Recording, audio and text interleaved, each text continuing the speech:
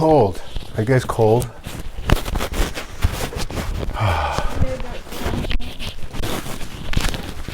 I'm freezing. Mm-hmm. How's everybody doing this morning? How's the what? How's everybody doing this morning? Good thing. How are you? I'm good.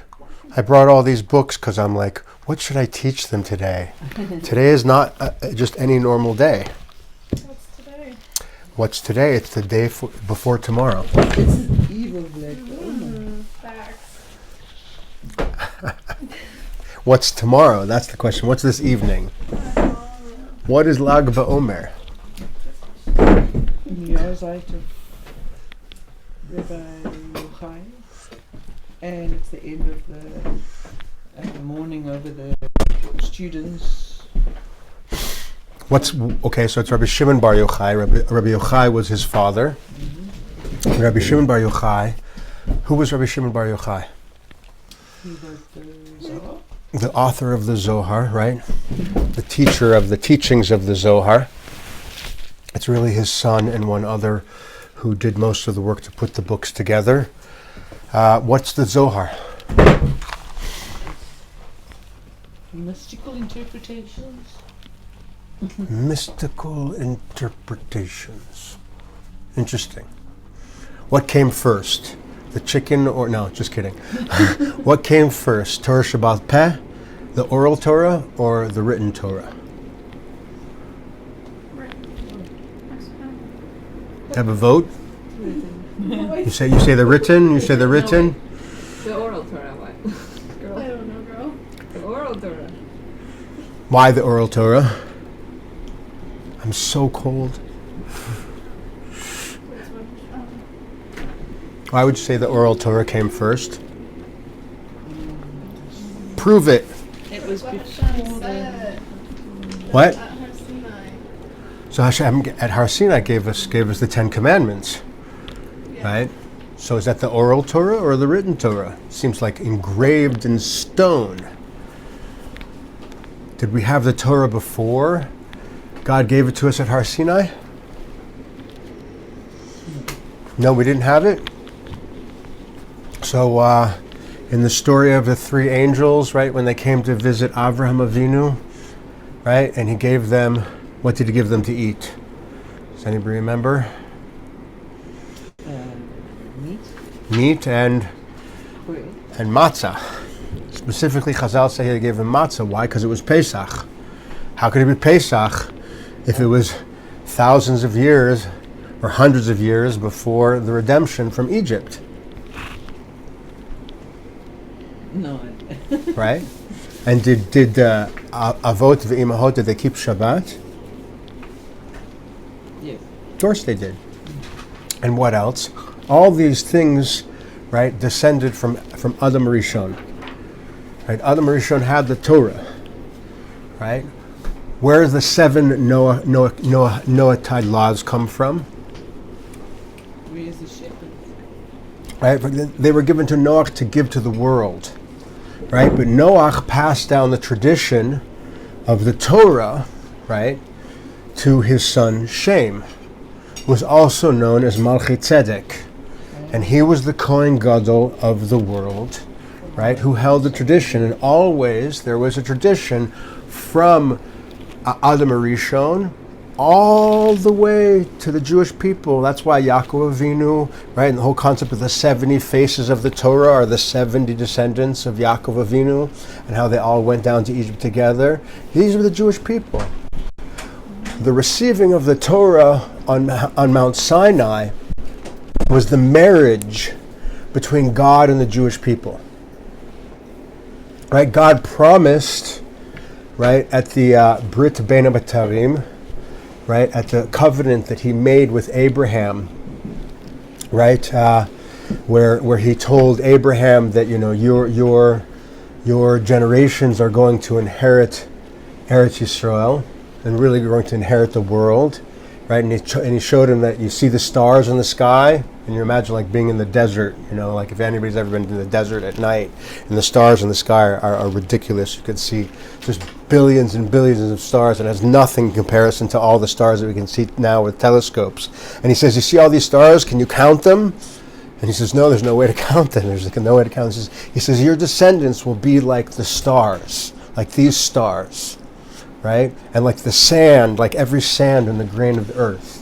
Meaning that Abraham will inherit the world, right? But the Jewish people, right, are the people of the covenant, right? The covenant was given, right, to Abraham, right? This is the aspect of the Brit Milah, where the angels come to him 3 days after, when he's in, right? And then the first person who's born, right, it was also given to Yishmael that when he was the age of, I think 30 is when he did but the first Jewish person who's born and who's given a Brit Milah on the 8th day of his life is Yitzchak Avinu. So what Brit what covenant is he being given? Happens to be Brit is gematria, has a numerical value of 612. Mm-hmm. It itself is the mitzvah that enters a person into the covenant. So 612 plus 1, the mitzvah itself is 613. So they clearly had all of the mitzvot, right, before the receiving of the Torah on Mount Sinai. But wasn't it oral tradition though? Did they actually It was write? only oral tradition, right? It doesn't mean that things were not written down in the sense of like you're writing notes, right? And that's how most people learn the Torah is, right? They would just write notes, right? And the notes are compiled over time, et cetera, and became more and more until it became like compiled into. So even now, even the concept of writing down the oral Torah, is it possible really to write down the oral Torah? Possible to take Not all notes. of it. It's possible to take notes. What's that? I said not all of it, basically what you said. Well, it's impossible to write it down at all. And the reason why is because it's a concept that is based on principles that are rooted in ideas that are written in the Torah.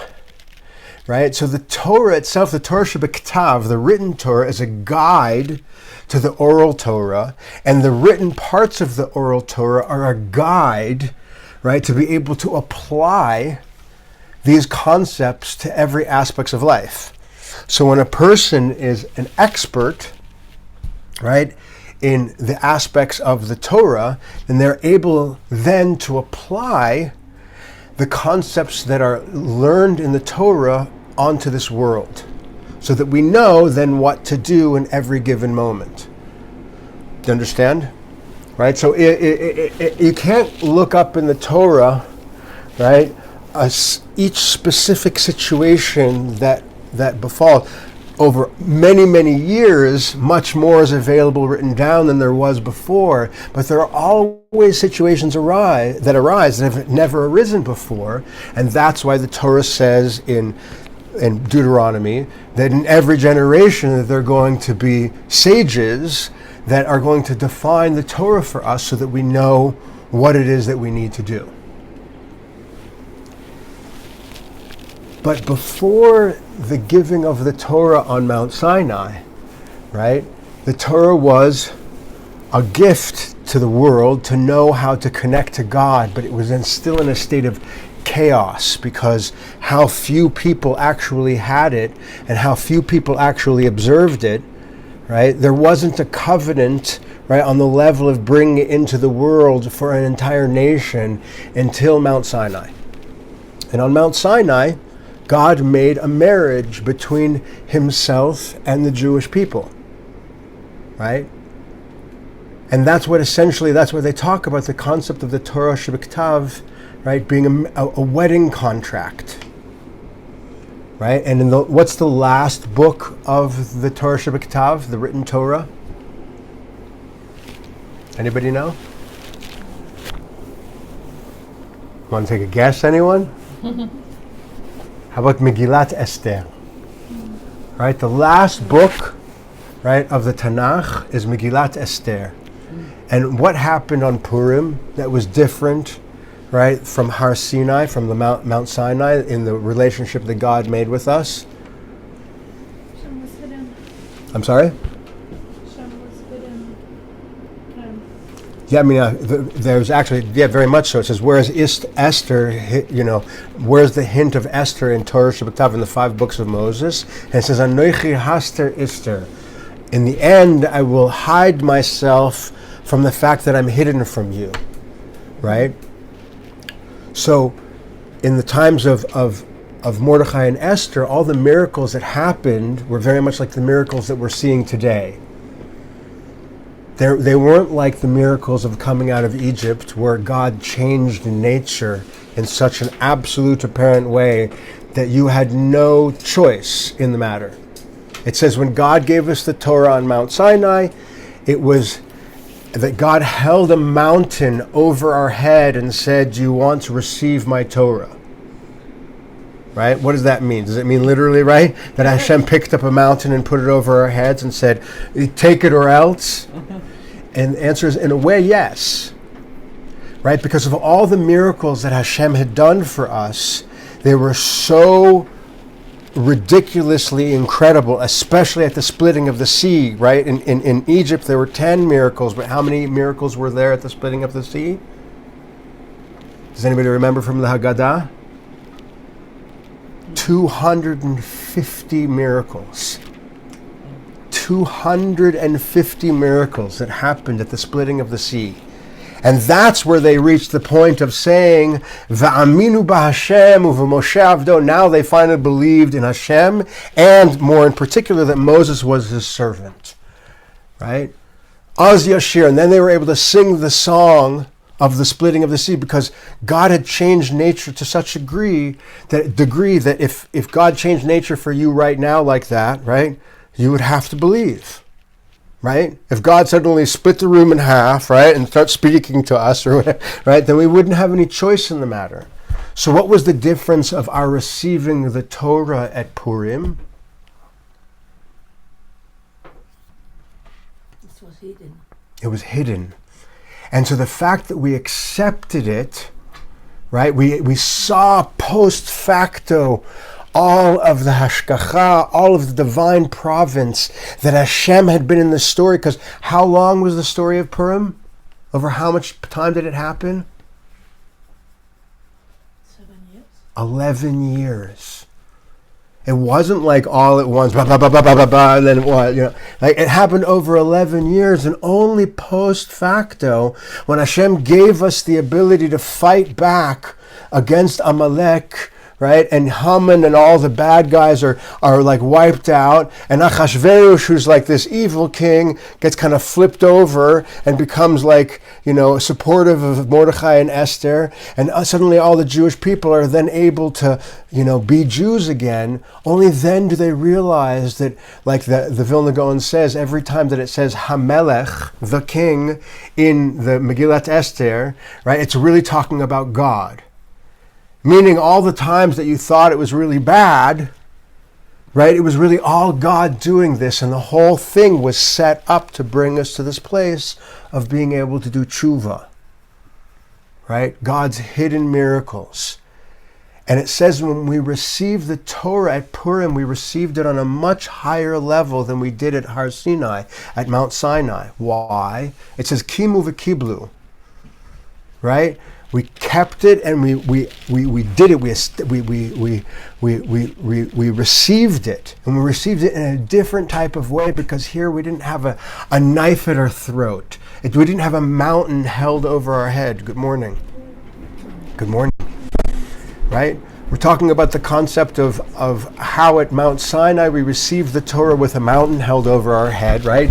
But at Purim, right, we received the Torah in a completely different way. We received the Torah in a way that everything was hashgacha, right, was divine providence, right, that it wasn't open miracles, it was hidden miracles. It wasn't miracles that changed nature, that forced us to accept the Torah, like at Har Sinai, but it was miracles that were hidden, very much like we're experiencing today, right, where Hashem does these miracles, and it happened over an 11-year span of time. Right, the stories of Purim, right? And it was only post facto that we come to this realization, like, wow, it was God all along. And on that level, they received the Torah, not just the written Torah that was given at Har Sinai, but they received the oral Torah. Why? What's the oral Torah about Purim? Where's the oral Torah in Purim? If it's Megillat Esther is part of Tanakh, right? The last book of Tanakh, right? Where is the oral Torah in Purim?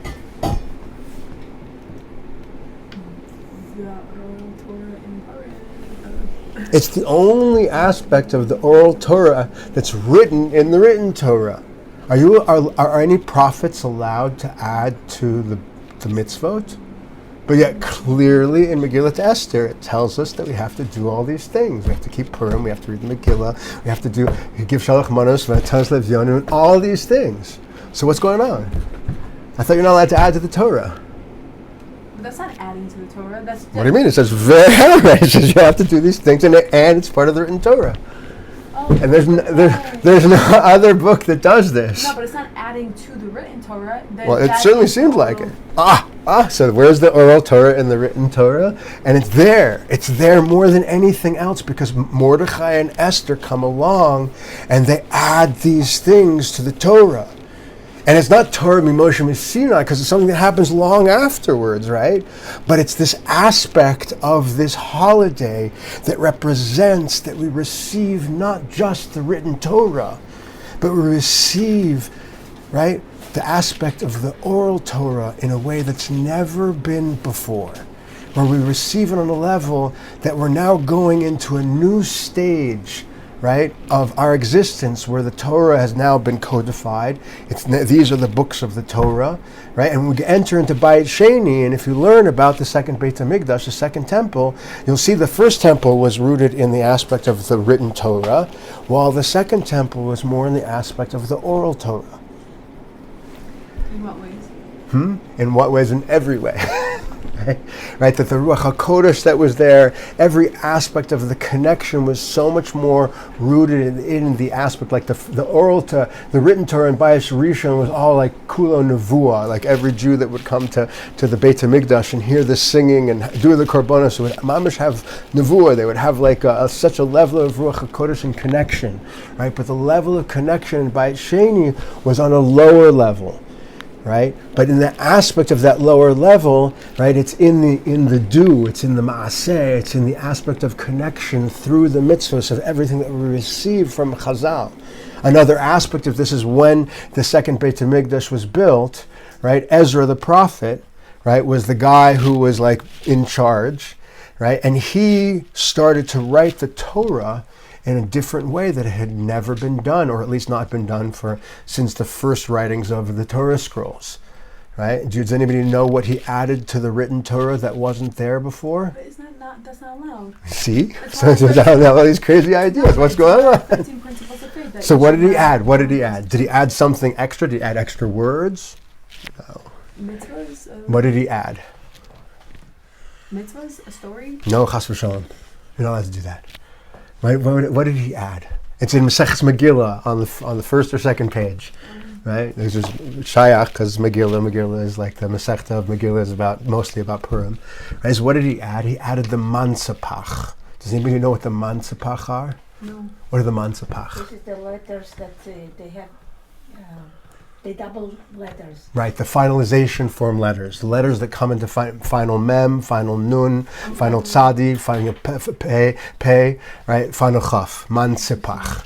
Right, they're called the mansipach. And he added these into the written Torah, right? For the most of the time from Har Sinai, or some period of time after Har Sinai until that time, the style of letters that they used in the written Torah was a Phoenician style, which doesn't look like the letters that we use today. This? No.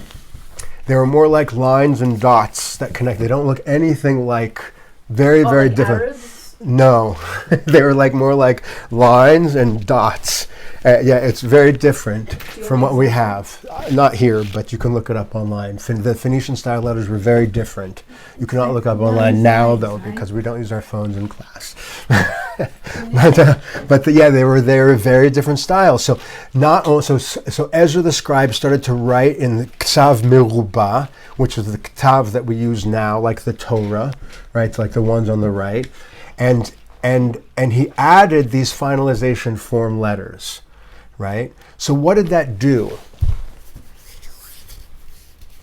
Think about this, because this is definitely a solvable thing. If I add finalization form letters, what does that do to the script? Well, how? There's a concept in the secrets of the Torah, Megala umechase. When you reveal. The Torah initially was given with these letters, with current letters. With?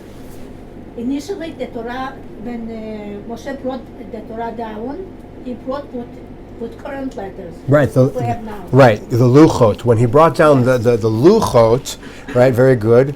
He brought down, right, they were written in the style of letters that we use now, right? So that was, written before? that's in on the right-hand side, This. right? On the luchos were written like this. So that's where the question the Gemara asks, how could Ezra add something to the Torah that wasn't there before? No, but He made it up, no, right? that's not true. That means it was there before. So how do we know? Because everything. From the luchot, it says, right? There's it says in the Torah Shabbal Peh about the luchot that we know that the luchot were made from sapphire. They were 6 handbreadths by 6 handbreadths by 6 handbreadths, right? And they were written on both sides. So if you flipped it around, right, it said exactly the same thing, and the letters went all the way through. So cool. Right? And so it says, and the mem and the samech benes hayu omdim.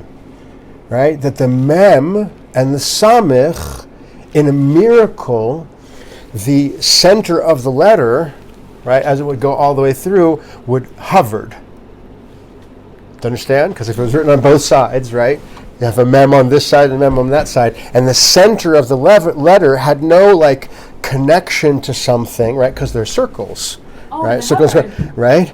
Circles and squares. What are you talking about? A mem, not the finalization. Yeah, the samech, right? First you see the samech, but then right, the mem sofit. So that's the proof that the finalization form letters existed, and that Ezra didn't make them up, because it says the mem and the samech. Mem, the samech we can see because the samech is already a circle, right? But the mem, right, we only can say that works because if you look at the regular mem, right, you can see there would be a little leg that would hold on to that piece of sapphire hovering in the middle, so that would have a link to it. It wouldn't be a miracle that it hovered.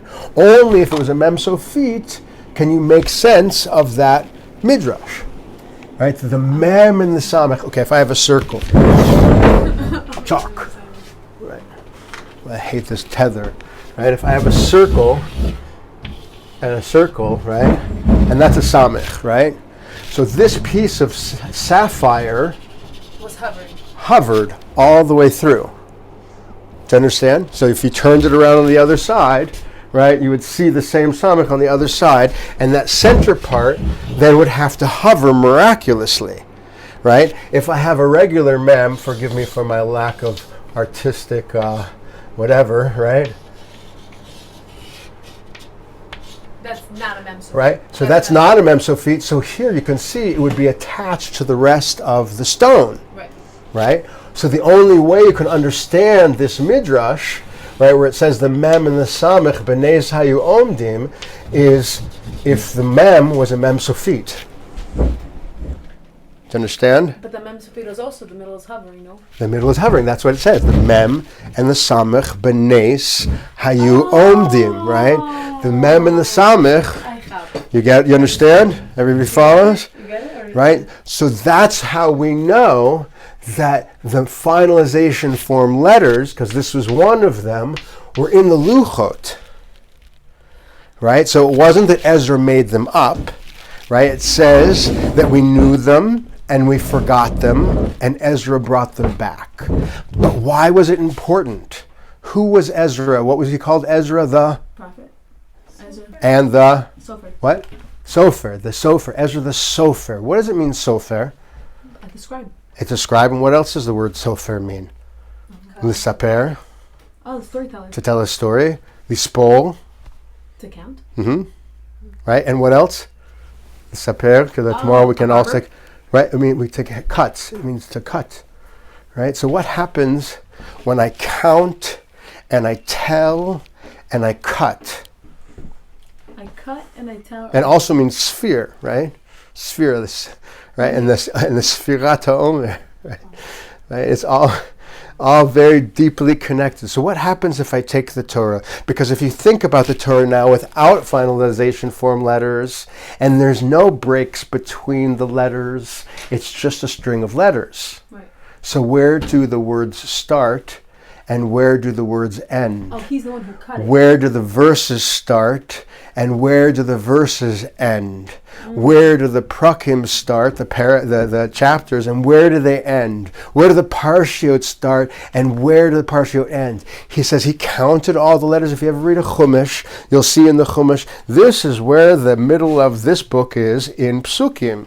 This is where the middle of this book is in letters. This is where the middle of this book of words is in words. And you'll see these things in the Chumash as you read. You probably never pay attention to it before, but you'll see a little asterisk and you look at the bottom and it'll tell you. Why? Who said all these things? Where did all this come from? And the answer is Ezra. Ezra counted and broke up and made everything into the story that we read today. Imagine if the Torah was without these things, right? What would that do? It says, remember, I said, Megale umechase.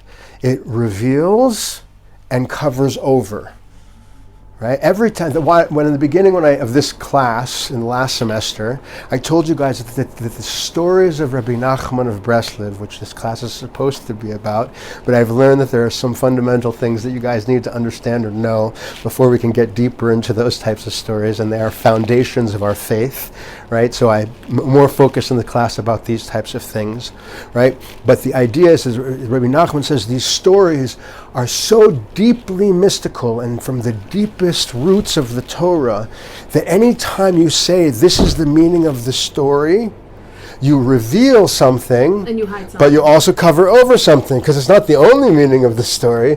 They're infinite, not literally infinite, but countless upon countless ways to understand it. And so the moment that you tell the story that this is where the words end, and this is where the words begin, and this is where the sentences end, and this is where they begin, then you reveal a story, but you also hide over many other things. So are you saying, just to understand what you're saying, so Ezra, the Sofer, what he did was he took the Torah and he started making commas. Okay, this is a word. This is the word it begins and ends, and this is the sentence, and da da da da da. And the primary way that he did that was by adding these finalization form letters, but many other things that he did also, little spaces here and things like that, which all basically codified the Torah in the way that we read it today. My question is,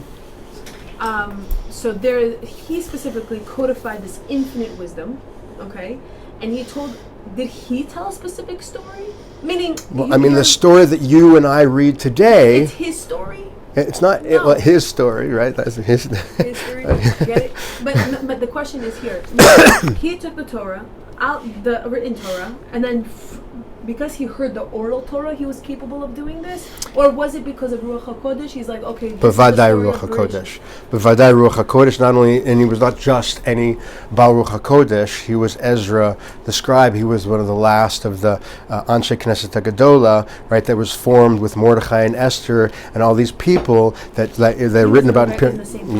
Yes. That was the building of the Second Temple. That's what the advent of Mordechai and Esther and then the whole story there then gave us permission to then go back and build the second temple and so on and so forth. So all of the Anshe Knesset Gedola at the end of the prophetic period got together, and this is how they designed Judaism for the next stage. And the story that I'm going to tell in a few minutes is going to be all about what happened at the destruction of the second temple, and how they did the same thing and what happened there, and how this is all connected to how we receive our Masorah, our passing down of the Torah from then until now, and how that whenever we have a concept in Torah that we reveal in one way, it then covers over other things, like the word Bereshit. I can't get too deep into this idea, right? But Rabbi Shimon Bar Yochai wrote the Zohar, or he taught the Zohar. Which is like what we're tonight. That's right. That's why we started this whole conversation, right?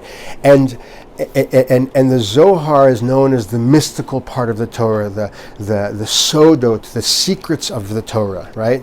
We know that the word pardes, paradise, comes from the Hebrew word pardes, which means orchard, right? And it's a Rosh Tevot, an acronym for Pshat, Remez, Drush, and Sod, right? The four parts of the Torah, which is the simple meaning, right? It's the English word for drush, right? The deeper explanation of the pshat, right, and how it applies to us. The remez are the hints, right, and the secrets are the inner meaning, right? What's the most important part of the Torah? The oral Torah. Right, the oral Torah is part of the written Torah. The written Torah and the oral Torah are one and the other. But in the Pardes aspect, which is the most important part of the Torah, is the Sod, right? Because everything else is a garment, right? This world is a garment, and the world of Emes, the world of truth, has nothing to do with don't kill, don't murder, don't steal, don't, all these things, don'ts, right? These are all things of the body. Right, and the body is only in this world, right, or at least this body, this physical body that has all its, sicknesses and desires and twisted perceptions and so on and so forth. And that's this world of Tov and Ra, the world of good and evil that's all mixed up because we ate from the tree of knowledge of good and evil, as I expressed many times in this class. This world is in order to rectify that, to have the opportunity to rectify it, and the Torah in its garment is the purpose, the way that we fix it. And the concept of what it means, derech eretz kadm Torah, first you have to be a good person before you can receive the Torah, is the external aspect of the Torah. It's not first you have to be a mensch and then you can learn Mishnah and Halacha and Gemara. No. Mishnah, Halacha, and Gemara is what makes you into a mensch so that you can receive the Torah that's forever, which is the sod of the Torah, the inner aspect of the Torah. But a person has to go through the processes of the order, Pshat, Remez, Drush, and Sod. So, but women don't learn Mishnah, so how? I don't learn Mishnah. I don't learn Gemara. I could learn like a midrash that brings in the Gemara, but I'm not sitting there steiging. Well, you certainly can learn Mishnah and Gemara, but what's the most important part of the Mishnah and the Gemara? What comes out of it is the halacha.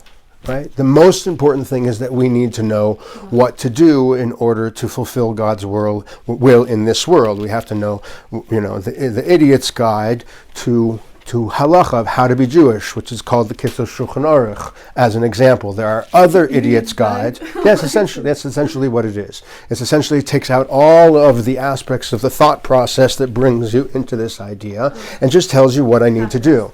Right, tachlis, what I need to do. And it's also according to that particular view with those particular stringencies and those particular leniencies, right?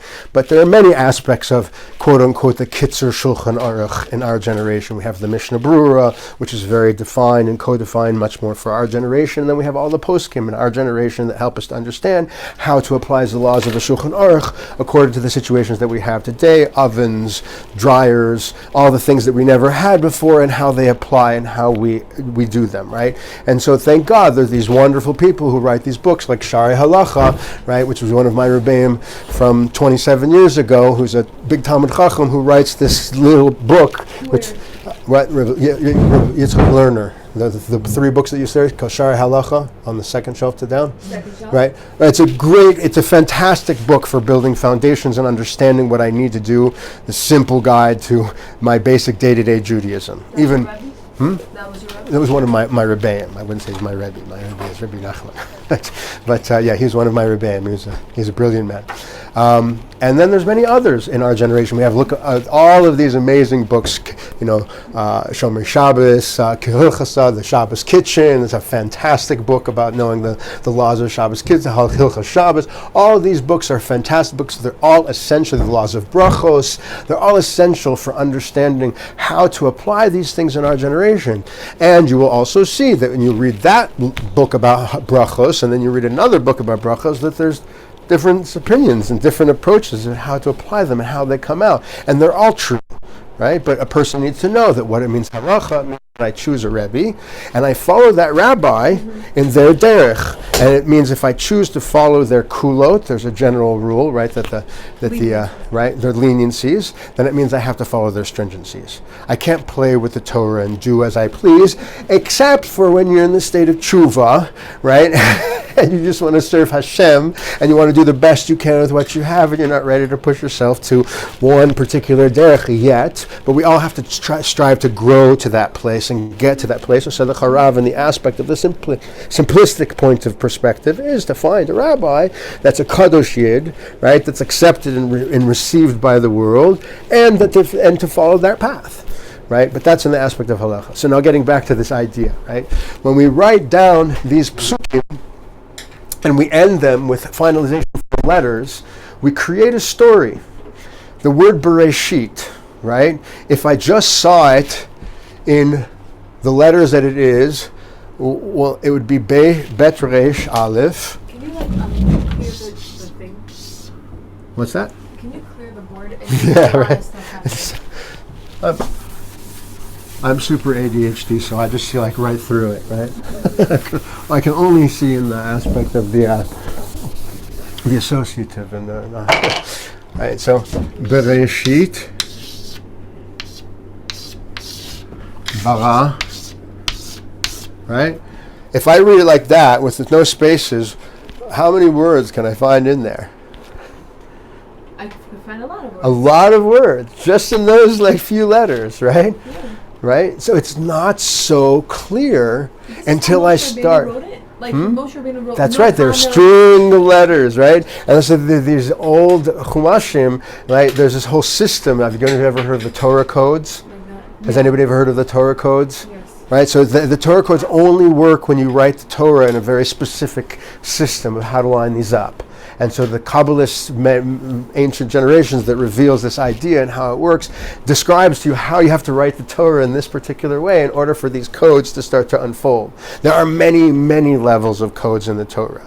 Many infinite levels of codes. The Torah is God, right? The Torah and God are one, right? So to say this is pshat, right, is codifying the Torah as we know it in the world as we have it, right? Why is it important that when halacha is defined, right, that we have to follow that halacha, right? We have an argument to the Gemara. Let's say, for example, we've discussed this one many times before. It's very applicable to the environment that we're in here with Balei Tshuva and Gerim, right? That when there's an argument in the Gemara that says, who do we go after when it comes to a person's Judaism? Do we go after the mother, or do we go after the father? Mother. Right. It used to be the father. Right. Well, that's the halacha now. But the fact that there's two opinions in the Gemara means both these and those are the words of the living God. So why can't there be some Jews that say, well, no, I go according to the father? No. Why not? Because then it makes a whole mess. Everybody has to go we're following the same thing. So that's why we call it halacha, because this is what does the word halacha mean? Halach, to walk. This is the way we have decided, that the rabbis have decided that we walk in this world. Could it have come out differently? Absolutely. Absolutely. And even though the halacha is according to the woman, if a person's father is Jewish and their mother is not, then what is the halacha in regards to their conversion process? What do you mean? Meaning, when a person's parents are both not Jewish, and a person comes to convert, and they go through their whole process, and they eventually stand before the Beit Din, what does the Beit Din, the judges, have to do? Ask you a series of questions. That's part of it, but first they have to Reject you. push you away, right? How many times do they need to push you away? 3 times, right? So, but when it comes to a person whose father is Jewish, it's not the halacha. The halacha is you have to be makar of them. You have to bring them close. What? And not only that, you have to go after them. Why? Why? Because they're Jewish. Right? Because these and those are both the words of the living God. But even though that's not the halacha, both these and words. So if I, hold on. So wait, can I borrow your coffee cup? Does it have something in it right now? It's empty. There's something inside. Okay. So a non-Jewish person sold me this cup, You have to mikvah it. right? But I own it. No, you have to mikvah it because he. But I own it. It's mine. I made a kinyan. I bought this cup. It belongs to me. You have to mikvah it. Okay, but I can own it without mikvahing it. What happens if I use it for flowers? It's okay. It's okay, right? But if I want to eat from it, You have to mikvah it. then I have to mikvah it. So when I mikvah it, right, I elevate it from the place of being made by a Gentile and being usable now as a vessel for mitzvahs, for Judaism, right? For the things that I'm going to use it for mitzvahs. That's right. That's exactly right. What's the argument about? Is essentially if the man represents the contents and the woman represents the vessel, that's not a klal. That is a concept in regards to this particular argument. So that klal doesn't necessarily, that general concept does not necessarily apply to all aspects of masculine and feminine. Okay, but in this context, that's the discussion, right? If this vessel, right, is the aspect of the woman, and the content is the aspect of the man, right? Then if I go after the content, right? Then is that what makes the thing Jewish, or is it the vessel? The vessel. Well, but that's the halacha. But you hear the argument? Yeah.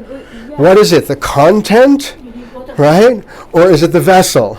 They're both. It's both. So, but why do we go after the vessel? Then why do we choose the vessel? You need first the Because vessel. the vessel creates the physical content. Ah, that's it. That's exactly right. So because if I pour the tea with no glass, right, where's it going to go?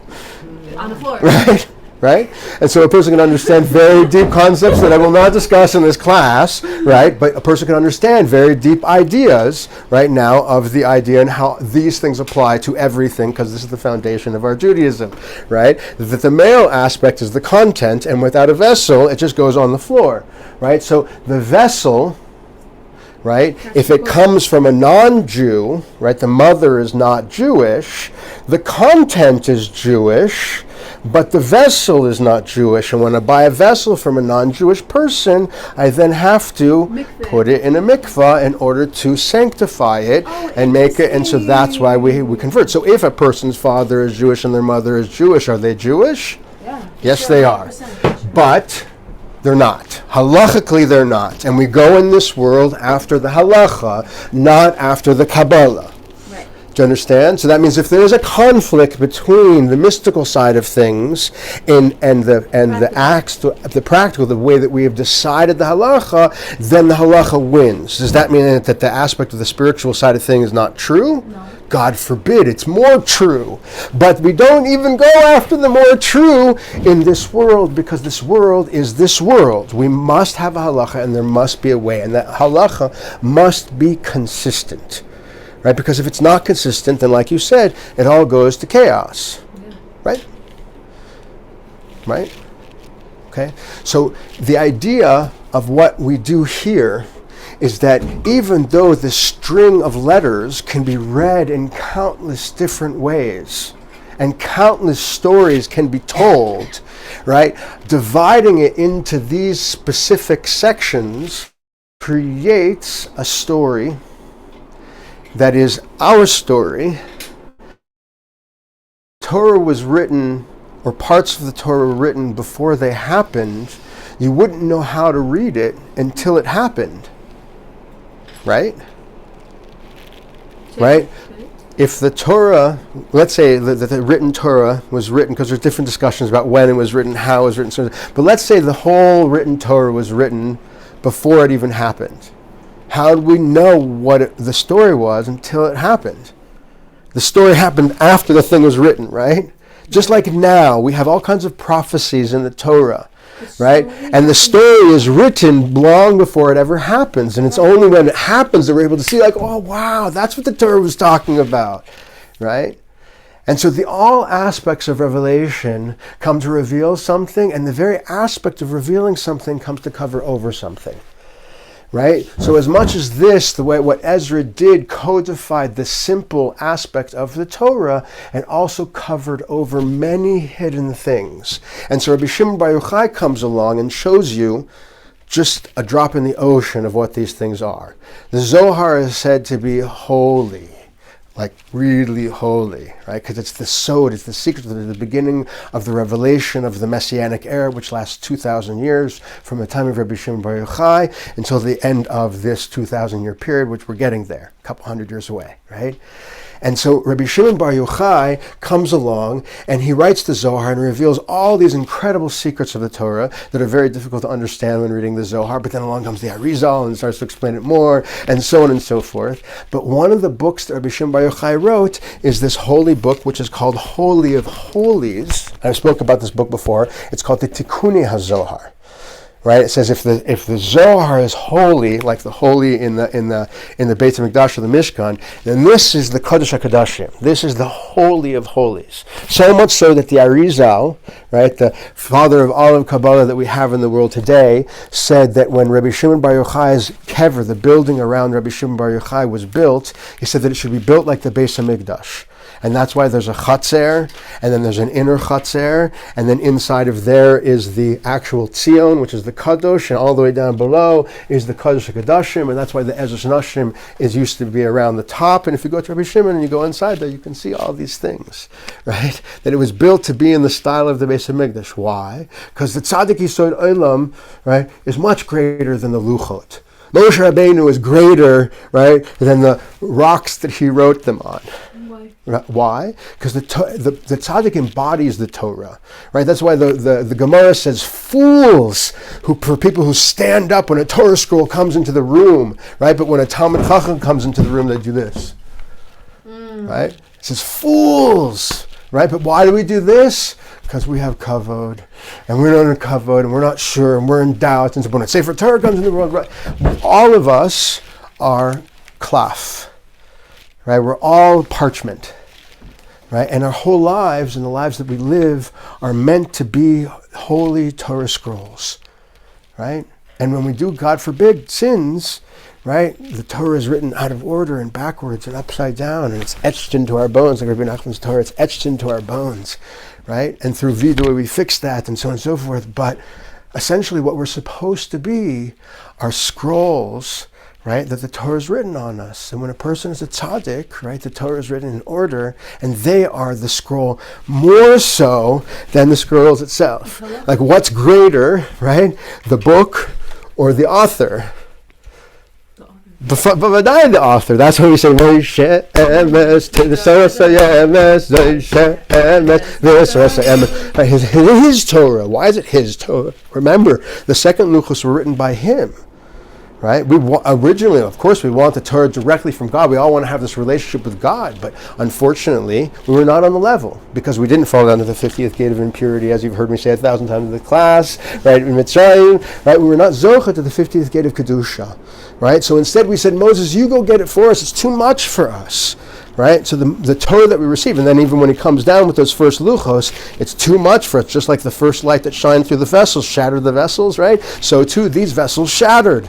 Right? And that's why the luchos, the broken luchos, are put inside of the Aron HaKodesh, and next to them are the luchos of Moshe, that Moshe brought.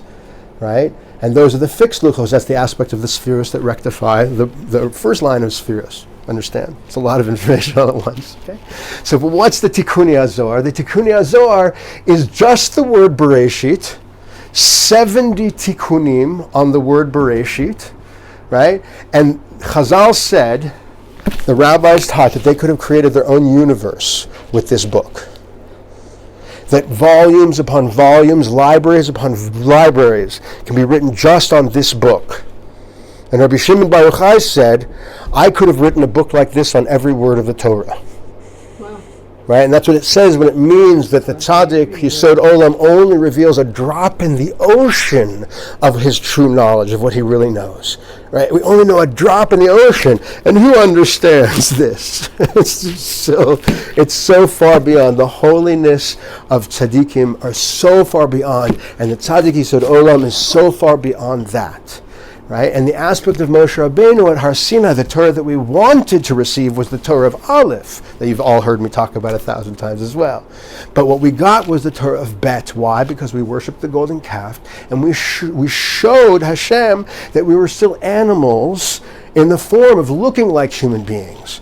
So the Torah had to be brought to us in the garment of Bet. Right, which is the aspect of halacha, in order to make us into human beings so that we can receive the Torah. Because that's what it means, derech eretz kadm leTorah. Right, again the cup. Can I have the cup again? Right, the derech of everything in eretz, in the world, is what it is. This represents exactly what it is on high. It is a cup. Right? And so too is the book. And so too this is an eraser. And so too everything, a worm, a beetle, everything reflects what it's supposed to be above and below, except for me. Except for you. And that's why King David says, I'm less than a worm.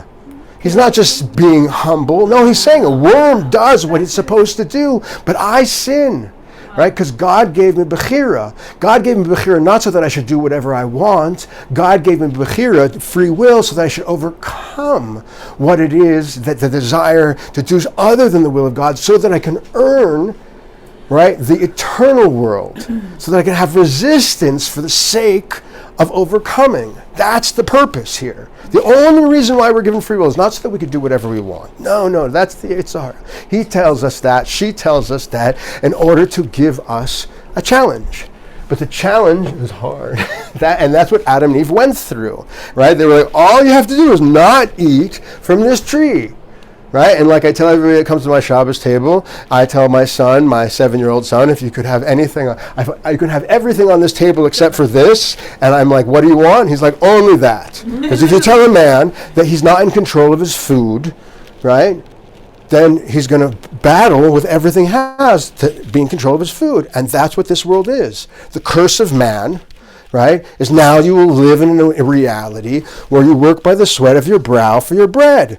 Why? Because it's real? No. It's a curse. It's a defunct. Does the beetle work for its food?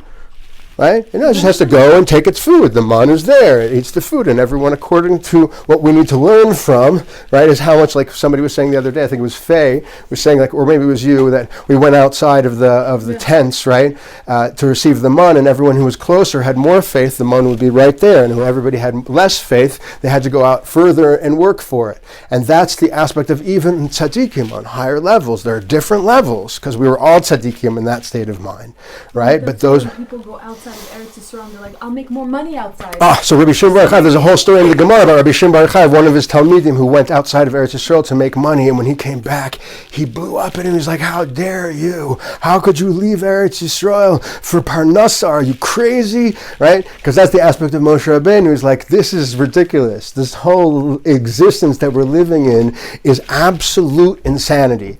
Right? That's the story of the master of prayer. He's like, we all chase after money day in and day out, and the only thing is really to serve God all the days of our lives. But then how will I eat? Right? He gives bread to all, right? Because his kindness is forever. And in his great goodness, there will never lack, and we never will lack. The problem is you don't just want mazon. And you're not happy with just the clothes that God is going to give you, the garments that He's going to give you. You always want more. Why? Because that's this world. The nature of this body, it's never satisfied, right? Because the body is telling us that it's I. And there's no satisfaction in this world. Every time you get whatever it is that you started to want, you just want more. You earn the thing, so you get 100 and now you want 200. There's never satisfaction. So the secret of happiness is to be happy with what you have and to never be satisfied in spirituality. Be happy, but never satisfied. And that's the meat that we learn from Yaakov Avinu. Right? The duality of joy is to be happy. Mihu ashir, who is wealthy, sameach b'chelko, is happy with their portion. Whatever the portion is, whether it's torn shoes, whether it's, right? And that's the story of the simpleton. He's always happy with what he has. But the chacham is never satisfied. Oh, I should take this job, and maybe this job, and maybe that job, and maybe this. And every time he's always so upset. How about with children? Like I know in America tuition is wildly crazy. But how does one, let's say a Talmud Chacham, right? There's all these people who are so dedicated to Torah and mitzvos and learning and davening, and their kids go to the best schools, and they get the best educations, all throughout America. And all throughout Eretz Yisrael, because when you believe in Hashem, He takes care of you. But when you don't believe in Hashem, well, it's called the difference between Ol Malchut Shamayim, right, the yoke of the kingdom of heaven, versus Ol Derech Eretz, whether or not a person takes on the yoke of the way of the world, right? And so that's what most of us wear, and we want. Right? But then the test and the way of getting there, unfortunately, and this is so important because so many people, especially in this class, struggle with this so much, because it's like, well, if this is the truth, then it's very depressing how far away I am from that, and should I jump from where I am now to where it is that I want to be? And the answer is no. Little by little, more and more tefillah, more and more amunah, more and more sichot, more and more farbrengen, more and more talking about the holiness and the truth and the faith. Rabbi Nachman teaches that faith is speaking about faith, and so too is the opposite. So when I speak about how or what or whatever, I strengthen those concepts in my mind of the how, the what, and whatever. I feel like just what you're saying, I have faith. Like, faith is not an issue. I think the process is trusting, like the trust of God. Because when you trust, right, when a person trusts, there are infinite levels of faith. Trust is the aspect of the action that I take based on my faith. So let's say if I say I have this faith, but my action is not consistent with that, well, then I have this faith in what's called an or makifa, surrounding light, but I haven't made that faith into my reality. And that's what we call das. Das is not here. Knowledge is not here for Jewish people. For the rest of the world, knowledge is here. Right? We call that chachma and bina, wisdom and understanding. Right? Das for Judaism, for Jews, is knowing in the heart. I know God. When a person knows, not when they believe, when they know, well, that's a ridiculously high level. Can I get there? Yes, but how do I get there? It says specifically through screaming. When I scream, Chachma bin and Das, Chabad, goes into Atzilus, right? And that draws the Malchut out of the Klippa. And Malchus Peh, that's when the mouth opens, Pesach. That's when I become redemption. The Peh starts to speak. So I scream and I scream and I scream until I'm Zocha to the Ruach HaKodesh, where the words start to come out of my mouth. I'm like, wow. Right? In the beginning, it's given to us for free, without so much screaming. Right? But after a while, you have to work for it. If I get into every aspect of everything, I will go off on too many tangents. But the idea here is that we had this aspect of the Torah being given to us in a way, right, that was completely new with Purim. And that's why Purim represents the story of Mashiach Bendavid, the end of days. The miracles that we will experience will be so ridiculous that they will outweigh the coming out of Egypt. So much so that Kivyachol, not really, but Kivyachol as if we won't celebrate those holidays anymore. Only Purim, the Gemara says. So what does that mean? Well, one of the explanations that I saw that I thought was very, very beautiful, it says that we will go through our own story of Purim. And unlike all the other holidays, right, which are parts of our history, and even though they're happening all the time, we didn't actually experience it in this Gilgul. But when in the final redemption, we're going to experience a Purim just like they did. right, which is now, and we're going to experience it in ourselves and in the world, and that experiential relationship will be so strong for us that it will outweigh the miracles of coming out of Egypt and coming out of all of these other galiot, and that's what's going to be our experience of redemption. And that's what we're going through now. And just like Purim happened over 11 years, it says in the end of days, the story will unfold over many years. And only when we decide to open our eyes and start really looking and start really thanking Hashem for everything that He's doing, these ridiculous miracles that are happening around us all the time are insane. And if you look at how much the Medina, thank you Hashem for the Medina, thank you Hashem for all the vessels that we have in this world that we're here, but we have to understand that it's mixed, it's Tov and Ra, right? The Medina is very happy to have Eretz Yisrael, but that whole part of Eretz Yisrael that represents the Beis HaMikdash and the whole land, that's given back, including the Har HaBayit, because the last thing that they would ever want is the Torah to be the foundation of this land. And they say it all the time. Even Bibi Netanyahu said a few years ago on the news, this land will never be ruled by a Torah government. What the heck? Right? So that's what you have to understand. That even though they are a great vessel, and Baruch Hashem, Hashem does everything to use the Rishayim and the Beinanim and the Tzaddikim to build this whole land, and everyone has a portion in it. Right now, this is not the Geula Shalema. And no, not everybody is a Zionist. Zionist in the sense that we are believing the returning of the land, but the political concept where they try to utilize the idea of the Torah concept for their own benefit without including the aspect of the holiness of it is a manipulation, right? So to say that every Jew is a Zionist, that's not a political Zionist. It will be. What? In 30 years, it's going to be law by Torah. Well, Ezrat Hashem, amen. Hopefully a lot sooner than that. I really hope a lot sooner than that. But al pi derech hateva, there's definitely an argument for that, right? But the world is not teva at all. But the idea is that we have to start believing in the teva and start believing in our tefillah, right? So Ezra, he gave us the Torah in such a way that he began to put the oral Torah into the written Torah, and he did it legally.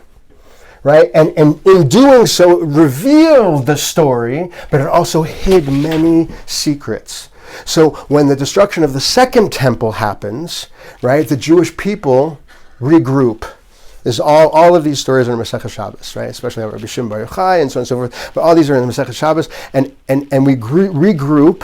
What happens is that during the siege, right? I think it's Rabbi Gamliel who comes out, and he is like in a casket. They bring him out in a casket because that was one of the things that the Romans let us do, is that they would let us bring out our dead and bury them, and then go back inside into the siege, right? So they brought, I think it was Rabbi Gamliel, out into the casket, and he gets out of the casket and comes to the Roman leaders. I think it's Rabbi Gamliel, and he's like, listen, we all know that it's going to end, and the destruction of Jerusalem is going to happen. So what I'm asking you for now is that you give us, the rabbis, the remaining rabbis, to just give us Yavne. What's Yavne? Yavne is a place here in Israel, right? Which back then was only sand dunes, and the Romans were like, you want the sand dunes? Okay, have the sand dunes. And so what happened is that the rabbis regrouped after the destruction of the second temple in Kerem B'Yavne, and they had a big meeting. And the big meeting was very much like Ezra the Sofer had done, right? This meeting was all about that for the last 2,000 years, the Torah has been centralized around the Mishkan and the Beit HaMikdash. Our entire Judaism, right? People always say, like, how could you leave your families and go to Uman on Rosh Hashanah? I'm like, what are you talking about? 3 times a year, all the men would go up and leave their families on the Chagim, right, to the Temple Mount, right? And only the very wealthy families that had enough money to bring their families would also go, but everybody left, right? So the concept is like, but anyways, the side point. Right, so the whole Torah was based around, right, the Beit HaMikdash. And now the Beit HaMikdash was destroyed, and we're going into Galus. And the question is how are we going to maintain Judaism in the Galut? We knew the amount of time that the Babylonian exile would be. We knew it would be 70 years, right? But the final Galus, we had no idea how long it was going to be for. right? And so they had this whole discussion about like this whole big meeting. And when big rabbis come together, we're not talking about big rabbis of our generation, we're talking about prophets, right? Come together, or people on the level of prophecy, even though the prophecy ended, right? Coming together and deciding and praying to Hashem, what are we going to do? We have to make this vessel. And this is when they started to come up with the plan of taking Mishnah and eventually Gemara and eventually Halacha and all the things and bringing all of the avodah of the Beit HaMikdash into the Tefillah and into the homes and into the Beit Midrash and into the Beit HaKnesset, and all the Judaism that we know of as today, right, began to be brought over into this way, that it would come into our lives and our homes and our families, as opposed to having a Beit HaMikdash to come to, right? But they, in their vision, says in the Gemara, saw in the future that in the end of days, when we reach the 50th gate of impurity, that this Torah, this Kli, would not hold. It would not reach that low, that level. The Torah that they were designing. The system that they were, the applications of the concepts of the Torah for the Galut. They saw in this meeting, right, in their Ruach HaKodesh, that it says in the future the Jewish people will forget the Torah. And up stood one guy, Yesh Omrim. Some say that he was 17 years old, like Yosef was when he was sold to his brothers. Others say he was 30 years old, like Yosef was when he came out of prison, right?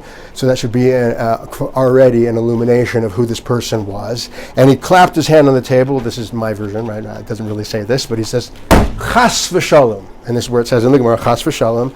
And he says, the Torah will not be forgotten by the Jewish people. Shene'emar, because the verse says, Ki lo yisakach mipi zaro, that it will not be forgotten from the mouth of his offspring. And who was this person who stood up? No.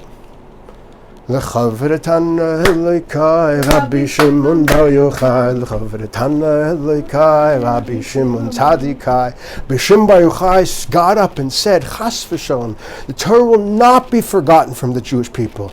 And he quoted the verse, Ki lo sishakach mipi zaro, which Rabbi Nachman Midreshet reveals that the last letters of that verse spell out Yochai. It will not be forgotten by the mouth of his offspring. Whose offspring? The one that's hinted at in the verse. Who is the one that hinted at the verse? The Tana Yochai. Who is the offspring of Yochai? Rabbi Shimon Bar Yochai. Rabbi Shimon ben Yochai. Through him, the Torah will not be forgotten from the Jewish people, and that's why he quoted this verse. And that's why when you go to Rashbi's Kever, right, on the Shar, as you see in the picture here, written above, right, the entrance, it says, Ki lo sishakach mipi zaro. It will not be forgotten from the mouth of his offsprings. And you can see that the Yud and the Aleph and the Chet and the Yud are all highlighted in blue, as it's written there above the gates of Rabbi Shimon, because that spells out the word Yochai. Right? See here? Yud, Aleph, Chet, Yud spells out, rearrange the letters Yochai. So it will not be forgotten from the mouth of his offspring, says the verse. Whose offspring? The one that's hinted at in the verse. Who is hinted at the verse is Yochai. Who's the offspring of Yochai? Shimon. Rabbi Shimon. And Rabbi Shimon writes in the Zohar, from the holy Sefer of the Zohar, Yafkin min Galusa, the Jewish people will be redeemed from exile. Right, from the secrets of the Torah, the Jewish people will be saved, meaning that the Or HaGanuz, the hidden light that was hidden in the days of creation, right, is hidden for the tzaddikim in the end of days to wake up those that have fallen, all of us who have fallen into the 50th gate of Tumah, in order to be able to bring us back and to bring all those sparks back. So Chazal saw that their Torah wouldn't hold until the very end. Is it going to be like a total innovation, or is it going to be stages again? All those gates, just like now, Shavuot, right, where we start at the top with an awakening from above. We're shown something, and then we come crashing down all the way back to where we started from, and then we start to work. Right, but this work is going to be much harder than the previous work, because in this work there are no open miracles. You're always left to say, is it nature or is it God? Wait, and what work? And the work that we all have to do in order to become who we're supposed to become. It's Hashem. It's all Hashem, but how do we get Hashem to do it? We ask Hashem. First we have to believe it. First we have to believe in the concept No, first we have to believe in the truth of what it is that you are expected to be. Not Be'el Olam Haba, not Be'el Olam Haba. V'amech kulam tzadikim, the Olam Yisrael. And it doesn't mean we consider ourselves all to be tzadikim. That's important. But what is a tzaddik? A tzaddik who is somebody who has divested themselves of all the garments of this world, has no attachment to this world whatsoever, and that person can come out of this world. I have a question. Yes. About Kol Isha. Mm-hmm. Is Kol Isha a mitzvah that was, like, when was that established? Like, you know what All Torah Shabbat Peh was always. Always. So Kol Isha is, the discussion in our generation is where does it apply? So there are those of us who are mekel, especially in situations like this, where we hold that when it comes to tefillah, right, that's not called Kol Isha. But when it comes to a woman singing a beautiful song, one time I was walking in the old city many years ago, in the very earliest times of my tshuva, and there was this girl who was singing that I swear I've never heard a sweeter voice in my life. I should turn this off. I will never Right? ever